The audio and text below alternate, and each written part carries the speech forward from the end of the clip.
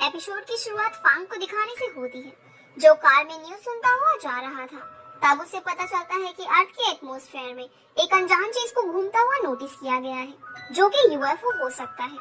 तभी फांग का डॉक्टर उसे कॉल करके बताता है कि आज बारिश होने वाली है, इसलिए वो सावधान रहे। अब कॉल पर बात करने की वजह से फांग का ध्यान भटक जाता है और उसकी गाड़ी का एक्सीडेंट हो जाता है, जिसमें उसको काफी चोट लगती है। तभी हम देखते हैं एक लड़की शायजा उसकी तरफ आती है, जिसने कुछ भी नहीं पहना हुआ था। असल में ये एक एलियन होती है जो यूएफओ से उतरी थी। तब वो एक चादर लपेटकर फांग के पास आती है और उसकी बॉडी को छूते हुए सोचने लगती है कि ये कितना हैंडसम है। फिर वो अपने सर को झटकती है और अपनी पावर से फैन को ठीक कर देती है। तब वो देखती है कि उसकी कार ब्लास्ट होने वाली है, इसीलिए वो फांग के सामने आ जाती है ताकि फांग को कुछ भी ना हो। और गाड़ी ब्लास्ट होने पर शाओज़ाओ पर उसका असर पड़ता है, जिस वजह से उसके मुंह से खून निकलने लगता है, जो कि ब्लू कलर का था। और शाओज़ाओ खुद प्रेशर के कारण नदी में गिर जाती है, लेकिन गिरने से पहले उसके खून की एक बूंद फांग के हाथ पर गिर जाती है। और साथ ही शाओज़ाओ के लॉकेट में से एक चमकीली चीज निकलकर फांग की बॉडी पर गिर जाती है। अब अगले सीन में हम फांग को देखते हैं, जो अपने घर में उठता है और एक डॉक्टर आकर उसे बताता है कि तुम्हारा एक्सीडेंट हो गया था, पर अब तुम बिल्कुल ठीक हो। अब हम शाइज़ाओ को देखते हैं, जो एक आदमी से पूछती है कि क्या ये नॉर्दर्न हेमिस्फीयर है, लेकिन वो आदमी उसे ऐसी हालत में देखकर डर जाता है और वहाँ से भाग जाता है। तब शाइज़ाओ वहीं बैठकर सोचने लगती है कि क्या किया जाए। अब अचानक से उसे एक आवाज आती है, जो कि टर्टल की थी। दरअसल वो शाइज़ाओ का गाइड कुबरी था। तब वो उसे अनाउंसिएटर यूज करने को बोलता है, जिस पर शाइज़ाओ उसे बताती है कि वो उसे खो गया है और वो शायद उसी आदमी के पास है जिसकी उसने जान बचाई थी, पर अंधेरा होने के कारण मुझे उसकी शक्ल अच्छे से याद नहीं है। ये सुनकर कुबरी उसे जल्दी से अनाउंसिएटर ढूंढने को बोलता है। अब हम फांग को देखते हैं, जो तैयार होकर अपनी कंपनी में पहुंचता है, जहां बहुत भीड़ थी क्योंकि उसकी सभी एक्स गर्लफ्रेंड्स वहां पर रिपोर्टर्स के साथ आ गई थी। तब फांग बिना किसी से कुछ भी बोले अपने कैबिन में जाकर बैठता है और सभी लड़कियों को एक एक करके अंदर आने को बोलता है। अब जब लड़कियां अंदर आती हैं, तो फांग उनसे छुटकारा पाने के लिए उन्हें ऐसे ऐसे ऑफर देता है, जिन्हें वो मना नहीं कर पाती, और फांग को छोड़ने के लिए मान जाती है। जिसके बाद वो सभी खुशी खुशी वहाँ से चली जाती है। तब जेन फांग को वो खून की बूंद दिखाता है, जो कि अब एक स्टोन बन गई थी। उसे देखकर फांग उसे फोरेंसिक डिपार्टमेंट में रिसर्च के लिए भेज देता है। वहीं हम शाइज़ाओ को देखते हैं, जो एक स्टोर में आकर अपनी पावर से वहाँ की सारी ड्रेसेस ट्राई करने लगती है और लास्ट में उसे एक ब्राइड की ड्रेस पसंद आती है, इसीलिए वो उसे पहन लेती है। तभी गार्ड्स वहाँ पर आ जाते हैं, जिस वजह से शाइज़ाओ वहाँ से भागती हुई सड़क पर आ जाती है। पर तभी उसे लास्ट नाइट वाली बात याद आती है, जिससे डरकर वो वहीं सड़क पर बैठ जाती है। अब वो एक गाड़ी से टकराने ही वाली थी, तभी वो अपनी पावर से सब कुछ रोक देती है और हम देखते हैं कि जिस गाड़ी से वो टकराने वाली थी वो फांग की ही गाड़ी थी। उस जगह सब लोग रुक जाते हैं, पर फांग बिल्कुल नॉर्मल था। तभी वो शाइज़ाओ को देखता है और उसके जाते ही सब नॉर्मल हो जाता है, पर फांग के होश उड़े हुए थे और वो अपने यही सोच रहा था कि उसके साथ ये सब क्या हो रहा है। अब हम उसे जैंग से बात करते हुए देखते हैं और उनकी बातों से हमें पता चलता है कि फांग की मॉम की डेथ बारिश में हो गई थी, जिस वजह से फांग को बहुत सदमा लगा और इस कारण से वो बारिश होने के अगले दिन उन सभी लड़कियों से जिनसे वो मिलता था उन्हें अमनीजिया नाम की बीमारी के चलते भूल जाता था। तब जैंग उसे दवाई देता है और सीन शाइज़ाओ पर आता है, जो एक रेस्टोरेंट में जाकर अल्कोहल पी लेती है और बहुत नशे में हो जाती है। तभी वो एक लड़के ली को नोटिस करती है, जो गाना गा रहा था, जिसे देखकर उसे लगता है कि ये वही लड़का है जिसकी उसने रात में जान बचाई थी। तभी उस लड़के को फांग का कॉल आता है, जिसे देखकर वो तुरंत वॉशरूम में भाग जाता है और तब हमें पता चलता है कि वो फांग का स्टेप ब्रदर है, जिसे फांग ने एक आर्टिस्ट शो के लिए पेंटिंग बनाने को बोला था, पर वो यहाँ आकर थोड़ा एंजॉय कर रहा था। तभी जिन वहाँ पर आ जाता है और ली को देखकर तुरंत उसे वहाँ से ले जाता है। अब हम फिर से शाइज़ाओ को देखते हैं, जो कि बहुत नशे की हालत में होती है और जब वो रेस्टोरेंट से जाने लगती है, तो वहाँ की ओनर जाओ की आकर उसे बिल पेमेंट करने को बोलती है, जो कि लगभग 50,000 का बन गया था। पर शाइज़ाओ नशे की हालत में होने के कारण अजीब बर्ताव करते हुए बेहोश हो जाती है। अब अगले दिन हम देखते हैं कि जाओ की शाइज़ाओ को अपने घर ले आई थी, क्योंकि उसे शाइज़ाओ के कपड़े देखकर लग रहा था कि वो बहुत अमीर घर से है और वो उससे अपना बिल लेना चाहती थी। पर जब शाइज़ाओ उठती है, तो जाओकी को थैंक यू बोलते हुए उसे सच्चाई से रूबरू करवाती है और वहाँ से जाने लगती है। तब जाओकी को उसकी स्पेस से रिलेटेड बातें सुनकर लगता है कि वो पागल है, इसीलिए वो अपने पैसे चले जाने के कारण रोने लगती है, जिसे देखकर शायजाओ रुक जाती है और बोलती है कि आपके पैसे देने के लिए मैं जो कुछ भी होगा वो करने के लिए तैयार हूँ। ये सुनकर जाओकी शांत हो जाती है और अगले सीन में हम देखते हैं कि जाओकी ने शायजाओ को अपने रेस्टोरेंट में डिलीवरी का काम दे दिया है। अब शायजाओ गाड़ी के डर से रोड क्रॉस नहीं करती और अपनी पावर से टेलीपोर्ट हो जाती है, जिसे फांग भी पास से देखकर बहुत शौक होता है, पर उसे लगता है कि ये सिर्फ उसका वहम है। तभी हम शायजाओ को देखते हैं जो कि ली के पास डिलीवरी करने आई थी। तब ली उसे अपने रूम में बुलाकर बताता है कि मेरे भाई ने मुझे यहाँ कैद कर रखा है और बस तुम ही मुझे यहाँ से निकाल सकती हो। अब क्योंकि शायजाओ ली को देखकर बहुत ज्यादा इम्प्रेस हो गई थी, क्योंकि वो बहुत हैंडसम था, इसीलिए वो उसकी मदद करने के लिए मान जाती है। अब हम ली को शायजाओ के कपड़े पहनकर बाहर जाता हुआ देखते हैं और फांग जब आकर उसके रूम में जाता है तो वहाँ शायजाओ ली के कपड़ों में होती है। अब उसे देखकर फांग उससे ली की लोकेशन पूछने की कोशिश करता है, पर शायजाओ उसे कुछ नहीं बताती और किसी तरह वहाँ से भाग जाती है। पर फांग को उसके रेस्टोरेंट का कार्ड और खाना मिल जाता है, जिसे देखकर वो फांग जिन से रेस्टोरेंट ढूंढने को बोलता है। अब शायजाओ जाओकी के पास पहुँचती है तो उसे वहाँ उसके कपड़े मिल जाते हैं, जिन्हें ली जाओकी को दे गया था। साथ ही वो एक कार्ड भी दे गया था जिसमें उसने शायजाओ को एक रेस्टोरेंट में मिलने को बोला था।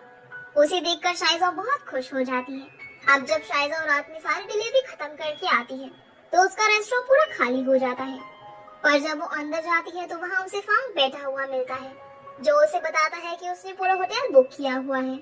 अब उसे देखकर शायजाओ वहाँ से भागने की कोशिश करती है, पर जाओकी उसे गेट पर ही रोक लेती है और बताती है कि इतने बड़े बिजनेसमैन ने बस तुम्हारी ही डिमांड की है, इसलिए तुम जाकर उनकी बात मानो और उन्हें सर्व करो। ये सुनकर शायजाओ को जाओकी की बात माननी पड़ती है और वो मेन्यू लेकर फांग के पास जाती है, जो उसे बोलता है कि मुझे यहाँ की हर एक डिश चाहिए और हम दोनों साथ में खाते हुए ली के बारे में बात करेंगे। तब शायजाओ उसे ऐसा करने से मना करने की कोशिश करती है, पर एट द एंड उसे उसकी बातें माननी ही पड़ती है। अब जब वो कुकिंग कर रही होती है तो उसे कुछ समझ में नहीं आता कि क्या काम कैसे किया जाए और वो वहाँ पर आग लगा देती है, जिसे देखकर फांग तुरंत किचन में आ जाता है और अपनी शर्ट उतारकर आग बुझाता है और शायजाओ फिर से उसकी बॉडी की तरफ अट्रैक्ट हो जाती है और जैसे ही वो उसकी चेस्ट पर हाथ रखती है तो उसे समझ आ जाता है कि फांग ही वही आदमी है जिसकी उसने जान बचाई थी। तब फांग उससे पूछने लगता है कि ये तुम क्या कर रही हो, जिस पर शायजाओ बोलती है कि तुम बहुत स्ट्रांग हो इसीलिए मुझसे दूर रहो।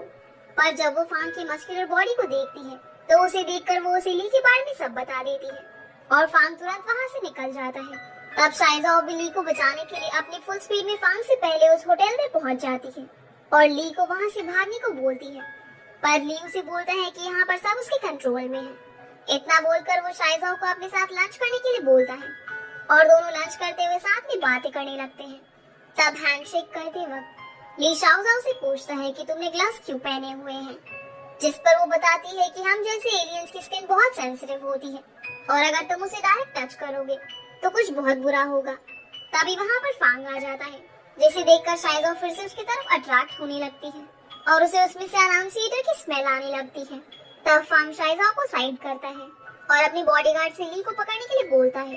तब शायजाओ को लगता है कि फांग के पास अभी अनाउंसिएटर नहीं है और शायद वो उसके घर पर होगा, इसीलिए वो नाटक करने लगती है और बोलती है कि मुझे ली के साथ ही रहना है। उसे ऐसा करता देख ली भी उसकी मदद करता है, इसीलिए फांग उन दोनों को अपने साथ घर में ले जाता है, जहाँ पहुंचकर जब थोड़ी देर बाद सब शांत होता है तो शायजाओ अपना अनाउंसिएटर ढूंढना चालू करती है, लेकिन उसे वो काफी मेहनत के बाद भी नहीं मिलता और वो उसे ढूंढते ढूंढते फांग के रूम में पहुंच जाती है, जहाँ से वो फांग को बाथरूम में नहाता हुआ देखती है और उसे देखकर फिर से अट्रैक्ट होने लगती है। तभी एक आवाज के कारण फांग को लगता है कि बाहर कोई है, इसीलिए शाहजाओ भी बाहर जाकर सब कुछ पहले जैसा करती है और जल्दी से वहाँ से भाग जाती है और फांग उसे अपनी हेलुसिनेशन समझकर वापस जाकर सो जाता है। अब उसके सो जाने के बाद शायजाओ फिर से उसके रूम में आती है और उसे देखने लगती है। अब जैसे ही वो उसकी बॉडी को स्कैन करने वाली थी, तभी फांग उसका हाथ पकड़कर उसे बेड पर लेटा देता है और उसके ऊपर बैठ जाता है। फिर वो उससे पूछने लगता है कि तुमने क्या चुराया है, जिस पर शाहजाओ उसे बोलती है कि उसने कुछ नहीं चुराया, चाहो तो मैं तुम्हें कपड़े उतार कर भी चेक करवा सकती हूँ। ये सुनकर फांग शर्मा जाता है और तुरंत सिक्योरिटी को कॉल करके वहाँ से शाहजाओ को निकलवा देता है। अब अगले दिन जब ली को इसके बारे में पता चलता है तो उसे काफी बुरा लगता है, पर फांग उसे बोलता है कि तुम शाहजाओ को डेट नहीं कर सकते इतना बोलकर फांग वहाँ से चला जाता है।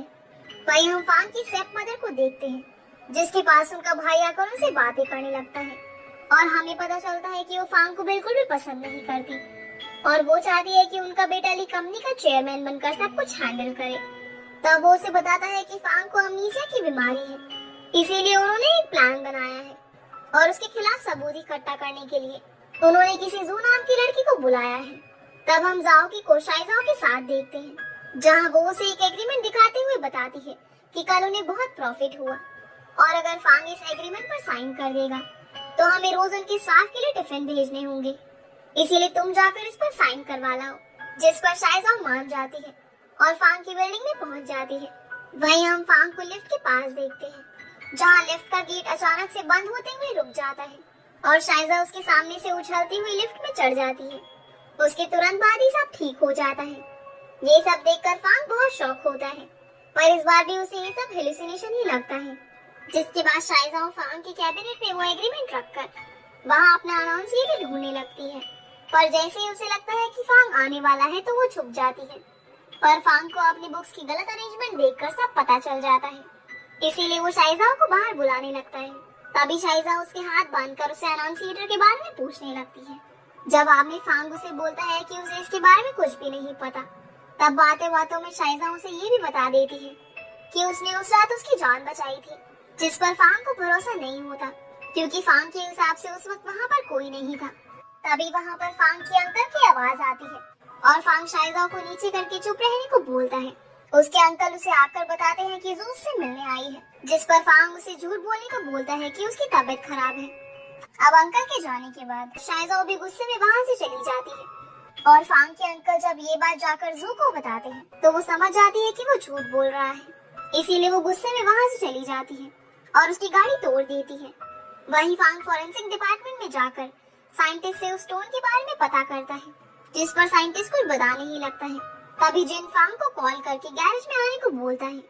जब फांग गैरेज में जाता है तो जू उसे उसकी गाड़ी के पैसे देते हुए बोलती है कि मेरे डैड ने बस मेरी ब्लाइंड डेट तुम्हारे साथ फिक्स करी थी, इसीलिए मुझे बस एक बार तुम्हें देखना था। और इतना बोलकर वो वहाँ से चली जाती है और फांग जू पर नजर रखने को बोलता है। वहीं हम ली को देखते हैं, जिसे जू का मैसेज मिलता है और वो अपने पुराने विजन में खो जाता है, जिसमें वो जू के साथ बहुत खुश था, पर एक टाइम पर उनका ब्रेकअप हो गया था। दूसरी तरफ हम शाइजा और जाओकी को बातें करते हुए देखते हैं। तभी वहाँ ली पहुँच जाता है और शाइजा उसे बातें करते हुए उसके साथ ड्रिंक करने लगता है, पर बहुत ज्यादा ड्रिंक करने की वजह से वो बेहोश हो जाता है और उसे शाइजा में जू दिखने लगती है, इसीलिए ली उसका हाथ पकड़ लेता है। पर उस वक्त शाइजा ने ग्लव्स नहीं पहने हुए थे, इसीलिए उसे कुछ होने लगता है और वो कांपती हुई स्टोर रूम में जाकर बैठ जाती है। अब क्योंकि काफी देर हो जाती है और ली का कुछ अता पता नहीं होता, इसीलिए फांग उसकी लोकेशन ट्रेस करके सीधा उसी रेस्टोरेंट में पहुंच जाता है, जहां पहले मिस जाओकी उसे अंदर जाने से रोकती है क्योंकि ली ने पहले ही पूरा रेस्टोरेंट बुक करा हुआ था। पर जैसे ही उसे पता चलता है कि ली फांग का भाई है तो वो उसे अंदर जाने देती है। अब अंदर जाकर फांग ली को नशे की हालत में देखता है तो बहुत डर जाता है और तुरंत जिन को कॉल करके उसे लेकर जाने को बोलता है। तभी उसकी नजर स्टोर रूम में पड़ती है, जिसके अंदर जब वो जाता है तो वहाँ पर सब फैला हुआ था और शाइजा साइड में बैठी हुई अभी भी कांप रही थी। उसे देखकर फांग बहुत घबरा जाता है और तुरंत एम्बुलेंस को कॉल करने लगता है, पर शाइजा उसे ऐसा करने से मना करती है और उसके गले लग जाती है, जिससे शाइजा को आराम मिलता है और वो बोलती है कि तुम कितने गर्म हो। ये सुनकर फांग उसे खुद